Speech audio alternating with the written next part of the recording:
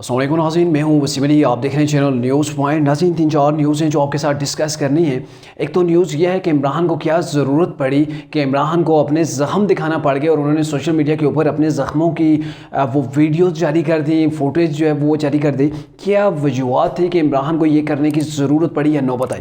दूसरी न्यूज़ ये है, क्या सदर आरिफ अलवी जो नई तैनाती होने जा रही है, नए आर्मी चीफ़ की तैनाती होने जा रही है, उसको रोक पाएंगे या नहीं? और जो तीसरी न्यूज़ ये है कि इमरान का जो ज़मान पार्क का घर है, वहाँ की जो सिक्योरिटी संभाल ली है वो संभाल ली है KPK की पुलिस या KPK के कमांडोज़ ने। और जो पंजाब की पुलिस है, पंजाब के पुलिस ऑफिसर से उनको दाखिल भी नहीं होने दिया गया है। ज़मान पार्क का जो घर है इमरान का, वहाँ पर असल हक़ाइक़ क्या है, क्या वजह है कि इमरान ने इन लोगों को, पंजाब पुलिस को जो है वहाँ से बाहर निकाल दिया, वहाँ का जो चार्ज था वो दे दिया KPK पुलिस को। ये तमाम जो चीज़ें इनके ऊपर जो आज के व्लॉग के अंदर डिस्कस करेंगे। आपसे होगी गुजारिश, अगर आपने अभी तक हमारे चैनल को सब्सक्राइब नहीं किया तो काइंडली चैनल को सब्सक्राइब कर लीजिए, बेल आइकन को ज़रूर प्रेस कीजिएगा।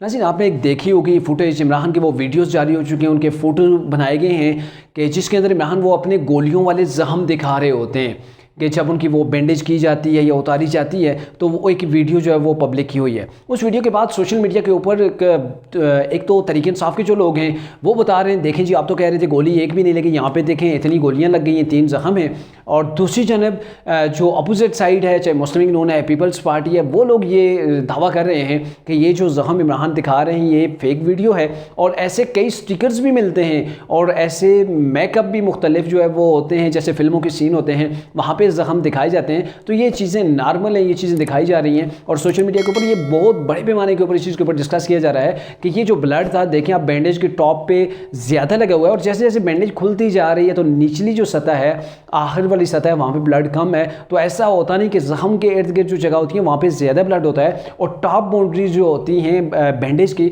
वहाँ पे थोड़ा सा कम होता है उसकी निस्बत। तो ये मुख्तलिफ़ किस्म की जो है वो बातें सामने की जा रही हैं। खैर, कुछ भी हक़ाइक़ हों, लेकिन असल वजह यह है, जो मेन सवाल उठता है कि इमरान को क्या नौबत पड़ी कि वो अपने ज़ख्म उन्हें दिखाने की जो है वो नौबत पड़ गई, उन्होंने सोशल मीडिया के ऊपर ये वीडियो वायरल कर दी। तो यहाँ पे बहुत से सवाल हैं। इमरान के ये जो हादसा था, उनके ऊपर कातलाना हमला हुआ था, उसके ऊपर बड़े पैमाने के ऊपर सवालात उन्हें जन्म लिया, क्योंकि वहाँ पर जैसे जो हमला हुआ, फिर इमरान जो है वो चले गए शौकत खानम के अंदर, वहाँ चलते हुए गए। ये सारे बहुत से मसाइल थे जिनकी वजह से बहुत से सवाल उठे हैं। और अहम सवाल ये है कि इमरान को पहले कहा गया इमरान के साथियों की जानब से एक गोली लगी है, फिर उसके बाद उन्हें वहाँ से 220 किलोमीटर तकरीबन दूर शौकत खानम हॉस्पिटल, जो कि कैंसर हॉस्पिटल है, वहाँ लेके गए। वहाँ पे जाके बताया गया उनके डॉक्टर्स की जानब से, डॉक्टर जो फैसल हैं, उन्होंने जो बताया, उन्होंने ये कहा कि इमरान की टांग के अंदर 2 जगहों के ऊपर गोली के ज़र्रात हैं, गोली नहीं है। उन्होंने कहा कि गोली के ज़र्रात हैं, ये कहा गया। और फिर जो इमरान के साथी थे उन्होंने 2 से 3 गोलियाँ कर दी।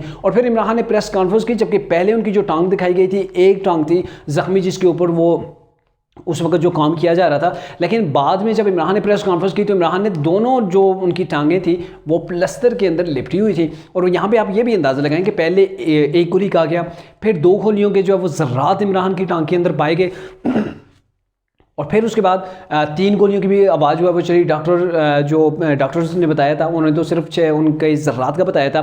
इसके अलावा तहरीक इंसाफ के जो रहनुमा है, जैसे फैसल जवेद खान साहब हैं, और उसके अलावा जो डॉक्टर यास्मीन राशिद हैं, इन्होंने 2-2, 3-3 गोलियों का तज़किरा कर दिया, जबकि इमरान ने वहाँ पर प्रेस कॉन्फ्रेंस के दौरान 4 गोलियों का तज़किरा कर दिया। ऐसे में ज़ाहिर सवालात ने तो जन्म लेना ही था। और उसके बाद आप देखें कि 1 से गोलियाँ 4 हो गई, पहले ज़र्रात, गोलियाँ, ये सब कुछ बढ़ता ही गया मामला। और फिर उसके बाद ये तहरीक इंसाफ के रहनुमा हैं, उन्होंने, जो वकील भी हैं बाबर इवान साहब, उन्होंने कोर्ट के अंदर जाके ये कह दिया कि इमरान को AK-47 की गोली लगी है। अब बंदा गिरफ्तार है जिसने इक़दाम कत्ल किया है। पिस्टल जो था, उसका जो असला था, वो भी जो है वो मौके पर जो है वो बरामद कर लिया गया। वहाँ पे गोलियों के खोल भी मिले हैं, गोलियों के खोल भी मिल गए हैं। वो मैच भी मेरे ख्याल में हो गए होंगे, क्योंकि अभी तक कोई रिपोर्ट सामने नहीं आई। जब वीडियो जो फुटेज वहाँ की जारी हुई, मुख्तलिफ चैनल वहाँ पे मौजूद थे जो इमरान को दिखा रहे थे, तो उस फुटेज के अंदर सिर्फ एक गट्ठी सी आवाज़ आती है, जो एक जो है वो पिस्टल से फायर किया जा रहा होता है, और उसके साथ इमरान का जो अपना बॉडीगार्ड है उससे गोली चलती है, उसकी भी आवाज़ आती है। इसके अलावा कहीं से कोई किसी ब्रस्ट की या कोई ऐसी चीज़ों की आवाज़ ही नहीं आ रही होती वीडियोज़ के अंदर। और दूसरी बात, वहाँ पे जो तहरीक इंसाफ की पंजाब के अंदर गवर्नमेंट है, गवर्नमेंट के बावजूद वहाँ की पुलिस ने जो इन्वेस्टिगेट किया, सिर्फ वही शेल मिले गोलियों के जो पिस्टल से फायर किया गया, या फिर वो जो इमरान के बॉडीगार्ड से फायर हुए गलती से, ये जैसे भी हुए, तो वो चीज़ें वहाँ से बरामद की गई। अब इमरान ये कहते हैं एक शूटर नहीं था, 3 शूटर थे, पहले 2 का कहा और अब 3 शूटर का कहा जाता है। और अगर गोली पिस्टल की थी तो AK-47 की गोली किधर से आ गई, और जो गोलियां इमरान के जिस्म से, उनकी टांग से बरामद हुई, वो कहाँ गई? इमरान ने मेडिकल लीगो भी नहीं करवाया, वो शौकत खाना में हॉस्पिटल के अंदर चले गए। उसके बाद कल एक वीडियो जारी हुई है जिसके अंदर बंदा एक गवाही दे रहा होता है, जो रेस्क्यू हुआ, जिसने इमरान को रेस्क्यू किया है, वो शख्स कह रहा होता है कि इमरान के घुटने के पास जो है वो एक छोटा सा जख्म था, यानी कि वो जख्म कोई कंटेनर के ऊपर आप गिरते हैं तभी आपको आ सकता है, कोई ऐसी वजूहत भी हो सकती हैं, भगदड़ जब मचती है तभी ऐसे जख्म आ सकते हैं। तो बहरकैफ उसने जो कहा सिर्फ एक जख्म का कहा, अब ये गवाह है, गवाह को पेश नहीं किया जा रहा। तो ये बहुत से ऐसी सिनेरियो हैं, जो बहुत सी ऐसी चीज़ें हैं जिनकी वजह से ये बहुत से सवालात ने जन्म लिया। और अब इमरान खान ने वीडियो बना के जो जारी की है कि उन सवालात को जो है वो मिटाया जा सके, उनके ऊपर पर्दा डाला जा सके। लेकिन इन वीडियोज़ के बाद जो है वो ज़्यादा क्रिटिसिज्म जो वो सामने आया है, इमरान के ऊपर ज़्यादा तनकीद की गई है, और वो जो करना चाह रहे थे मेरे ख्याल में वो हासिल नहीं कर पाए। अब गोलियों के निशानात होंगे, ज़ख्म होंगे, कुछ भी होगा, बहरकैफ इमरान ने जो वीडियोज़ जारी की, उन्हें पता था कि पब्लिक इस चीज़ को एक्सेप्ट नहीं कर रही कि वाकई में मुझे 4 गोलियाँ लगी हैं। तो इसकी चीज़ को मद्देनज़र रखते हुए उन्होंने ये वीडियो अपनी जो वो जारी करवा दी।